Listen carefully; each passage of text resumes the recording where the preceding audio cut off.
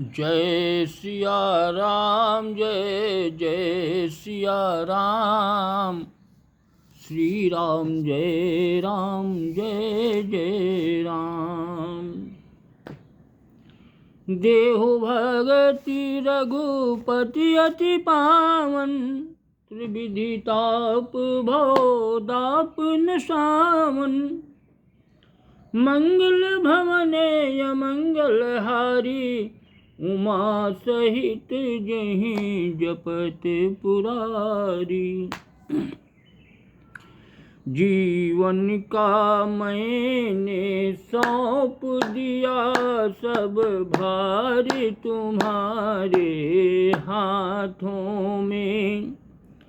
जीवन का मैंने सौंप दिया सब भार तुम्हारे हाथों में। उद्धार पतन अब मेरा है सरकार तुम्हारे हाथों में।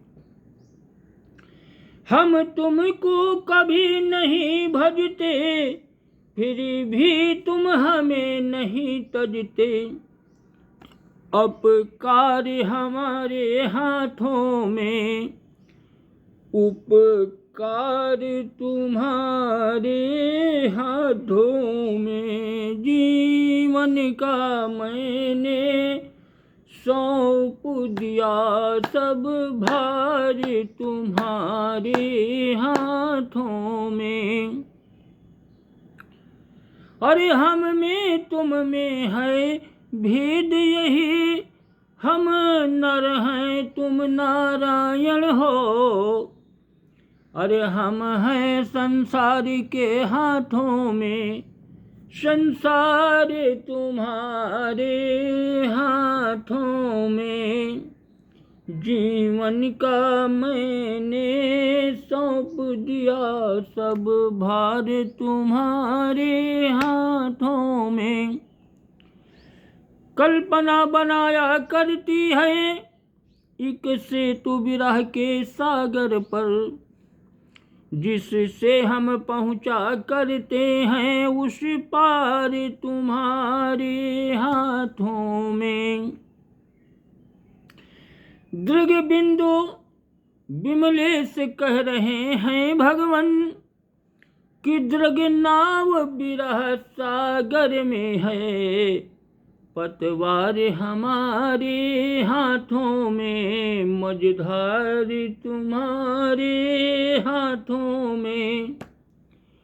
जीवन का मैंने सौंप दिया सब भार तुम्हारे हाथों में। जय सिया राम जय जय सिया राम सीताराम सीताराम जय जय राम सिया राम सीताराम जय सीताराम। अब भैया श्री रामचरितमानस से कल जहाँ तक की कथा हुई थी उसके आगे की कथा का प्रसंग अष्टम सोपान लवकुश कांड सतवंती सीता की विजय।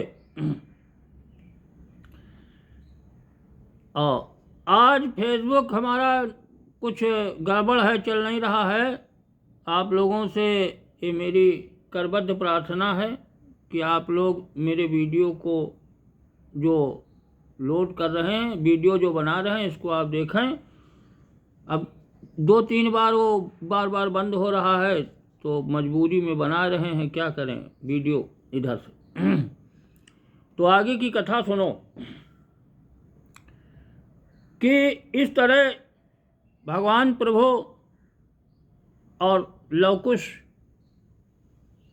और वाल्मीकि मुनि सब लोग जो है आज मिल रहे हैं उस आश्रम में वाल्मीकि आश्रम में। और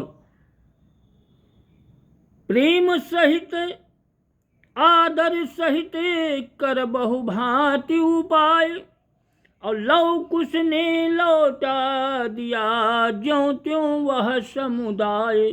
सबको अयोध्या वापस लौटा दिया कह करके ज्यों त्यों प्रेम पता चला जब कि शुभ मुहूर्त में हुआ जब कौशल नगर प्रवेश, पहले पहुंचा अश्वह पहुंचाने संदेश, कि छाया सत्य सुगंध सम घर घर में तत्काल, वीणाधारी बाल के हैं सीता के लाल। वीणाधारी अयोध्या में चारों तरफ संदेश फैल गया कि वो जो वीणा बजाते हुए दो बालक अयोध्या में आए थे, अरे वही है सीता के लाल, भगवान प्रभु के वही हैं पुत्र। बेपानी वाला बिरवा यह जब बरसा से लह लह उठा, पत्ता पत्ता हर डाली का स्वागत का बाजा बजा उठा। यज्ञ स्थल जाने वाला पथ घेरा दर्शन के प्यासों ने, सुकुमार बालकों वाला रथ घेरा दर्शन के प्यासों ने। अयोध्या में लव और कुश के दर्शन के लिए उनका रथ सब लोग घेर लिया, रोक लिया कि पूरे विधान से स्वागत के ले गए प्रधान रास्तों में। वर्णातीत था हर्ष आज नर नारी वृद्ध बालकों में। सब बहुत प्रसन्न थे। वर्षों की हार्दिक अभिलाषा होकर इस समय सफल प्रगति, पथ पथ पर पूरी पहुनाई, पग पग पर प्रीति प्रबल प्रकटी। आरती की राजे जननियों ने बलिहारी होकर दोनों पर, सर्वस्व निछावर कर डाला सीता के सुघर सलोनों पर। अरे इस प्रकार करते हुए सब में सुख संचार, अश्वमेघ की भूमि पर पहुँचे राजकुमार। उधर दर्शकों को मिला अतुलित प्रेमानंद, इधर हो गया पूर्ण यह यज्ञ कार्य सानंद। रघुपति ने गुरुदेव से कहा जोड़ कर हाथ, और सेवक की कुछ प्रार्थना सुनिए अब मुनिनाथ। सेवक की कुछ, भगवान प्रभु श्री रामचंद्र जी ने गुरुदेव के हाथ जोड़ करके कहा कि मेरी एक प्रार्थना है कि सानंद यज्ञ संपूर्ण हुआ, अब एक सुकार्य किया जाए। अरे शासन का भार ज्येष्ठ सुत को शुभ दिवस विचार दिया जाए। मैं वर्तमान निज जीवन में परिवर्तन कर डालूं क्रम से, सब रागों से लेकर विराग अनुराग करूं योगाश्रम से। भगवान कहने लगे कि अब लव को राजगद्दी पर बैठाया जाए और मैं अब सब राग विराग से दूर होकर के अपना अनुराग करें, योग आश्रम में चले जाएं, योग करें। तो गुरु वशिष्ठ कहने लगे कि है विचार यह ठीक, योगाश्रम का गमन है पुरुषाओं की लीक। अरे यही तो भाई पुरुष जो हैं वृद्धावस्था में और क्या करेंगे, योगाश्रम करेंगे वृद्धावस्था में। कि श्री गणेश कर शीघ्र ही कर डालो शुभ कार्य, और सीता भी लक्ष्मण सहित आती होंगी आज।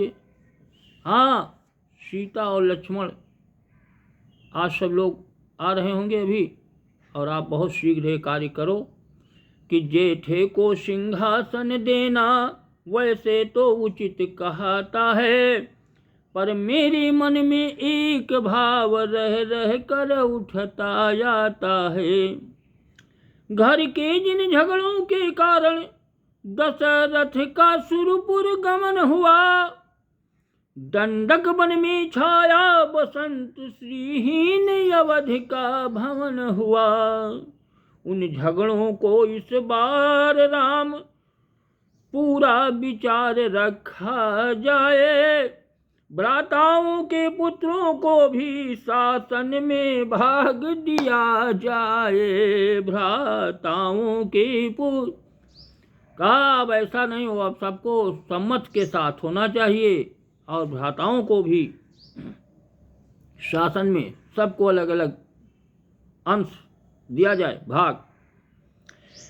क्यों उनके भी दो दो बालक हैं जो योग्य समझ में आते हैं। अधिकारी यद्यपि नहीं किंतु अपने तो माने जाते हैं, इसलिए साथ में लव कुश के उनका भी मान किया जाए। साम्राज्य 8 भागों में कर 8 के लिए दिया जाए। हर्ष सहित रघुराज ने किया इसे स्वीकार, अगले दिन आज्ञा हुई जुड़ जाए दरबार। अगले दिन भगवान प्रभु की आज्ञा हुई कि भाई सब लोग दरबार में आओ, और पूरा दरबार लगा और वहाँ पर पूरा प्रस्ताव रखा जाए, बनाया जाए किसको कहाँ कहाँ का राज्य दिया जाए। 8 जगह बांटा जाए साम्राज्य पूरा। कि प्रभु बोले प्रजावासियों से, शुभ अवसर आज सुहाया है।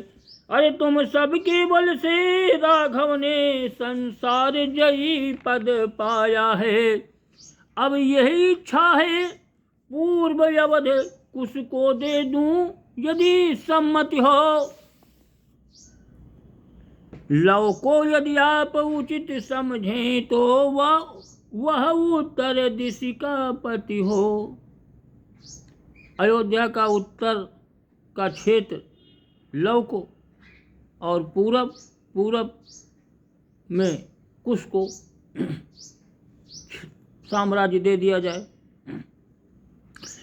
गुणा विदित भरत के युगल तनय बैनामा को श्री पुष्कल का।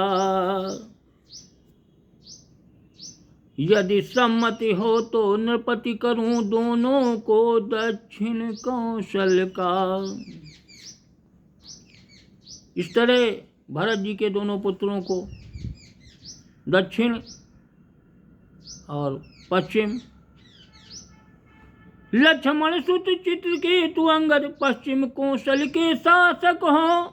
लक्ष्मण के जो सुत हैं चित्रकेतु अंगद, वो पश्चिम की तरफ के शासक हों।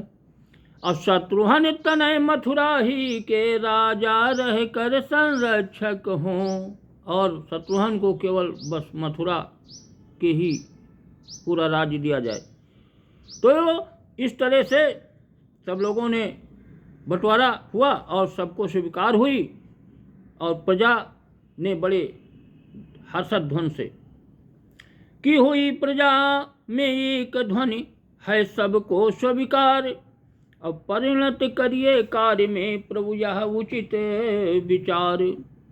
हो गई विसर्जन राज्यसभा सबकी सम्मति मिल जाने पर। तब किए नियुक्त सचिव सहचर प्रभु ने कौशल सजवाने पर। आज्ञा दी मेरी अवधपुरी इस भांति सुसज्जित हो जाए। भूमंडल भी सकुचा जाए, सुरपुर भी लज्जित हो जाए। भगवान ने आज्ञा दिया कि ऐसी अवधपुरी को सुसज्जित करो कि जिससे भूमंडल और सुरमंडल सब लज्जित हो जाए। अवध है मुझको प्राण समान, जननी जन्मभूमि है मेरी कौशलपुरी महान। अवध है मुझको प्राण समान। अन्न इसी धरती का खाकर बने राम बलवान। और पी पी कर सरजू का ही जल पाया है सम्मान। अवध है मुझको प्राण समान। इसी धूल में लोट पोट कर सीखा तीर कमान। इसी मात की गोद में पलकर हुआ आज श्रीमान। अवध है मुझको प्राण समान। अरे मोहन इस रज पर न्यौछावर अमरपुरी छवि खान। इसका नेह नहीं छूटेगा मुझे इसी की आन। अवध है मुझको प्राण समान। इधर राज्य अभिषेक का होने लगा विधान। और उधर कथा जो रह गई सुनिए अब धरि ध्यान। रघुपति तो आए अवध सुतों सहित 16 रामा। सुतों सहित 16 और लक्ष्मण जी पहुँचे उधर सीता माँ के पास। तो कुटिया के बाहर वृक्ष तले देखा बनवासिनी बैठी है। कुटिया के बाहर वृक्ष तले देखा बनवासिनी बैठी है। जोगिया वस्त्र तन पर धारे बैदेही बिरहन बैठी है। वह तो था तो रविमंडल बादल में पर तेज नहीं छुप पाता था। तप से तप के काला वह तन सत्य का प्रकाश फैलाता था। कुटिया से थोड़ी दूर एक गंगा की धारा बहती थी। दूसरी धार बनवासिनी की आंखों के द्वारा बहती थी।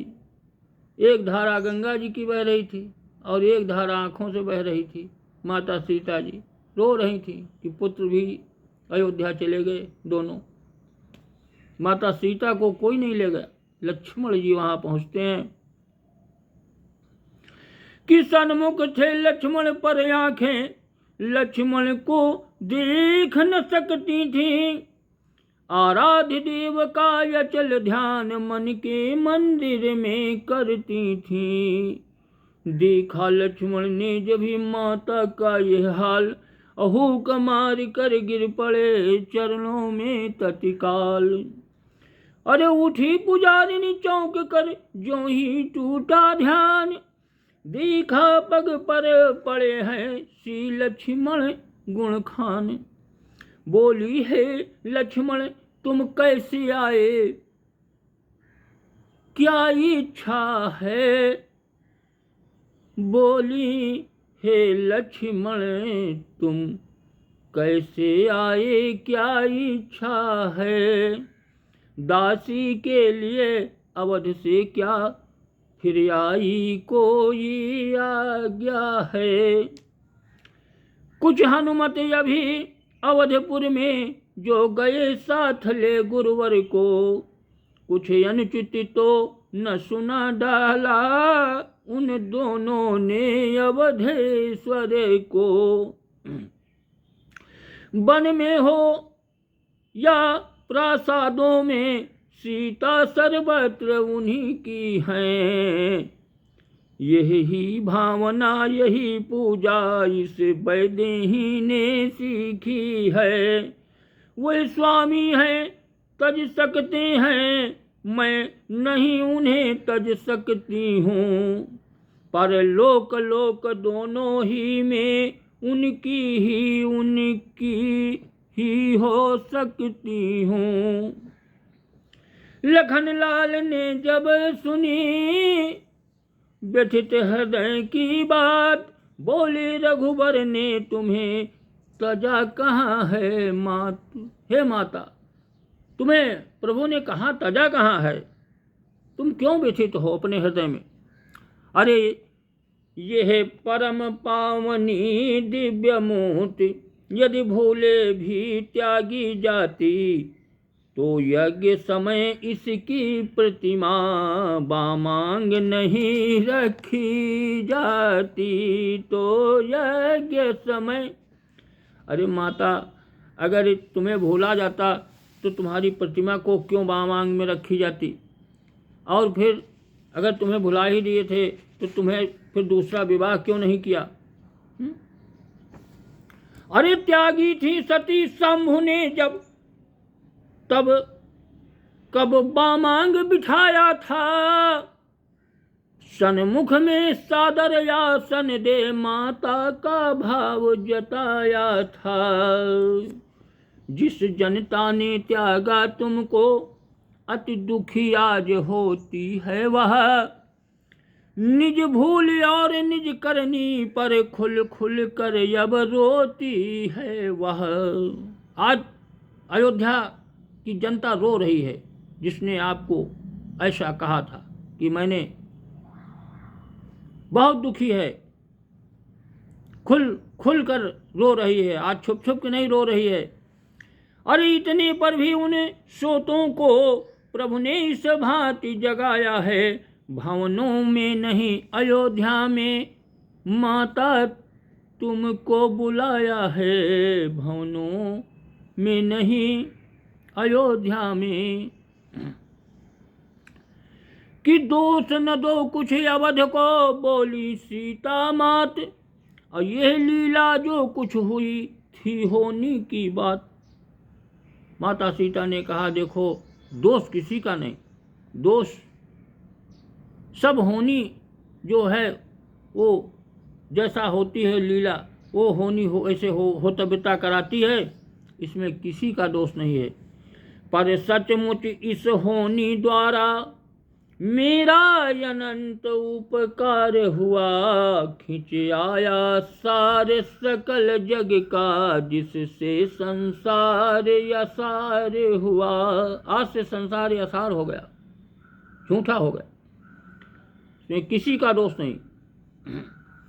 कुटियाओं की दिनचर्या ने बन की एकांत साधना ने रानी की भाव समाप्ति किया, तब प्रभु को पाया सीता ने। अरे देखी जब यह धारणा यह अनुरक्ति अनन्य, और गिर कर चरणों में लखन बोले माता धन्य। जय सिया राम जय जय सिया राम, श्री राम जय राम जय जय राम, जय सिया राम जय जय सिया राम। अब भैया आज तो कथा यहीं पर विराम, अब इसके आगे की कथा कल हुई 4 बजे। जय सिया राम जय जय सिया राम, सीताराम समाप्त।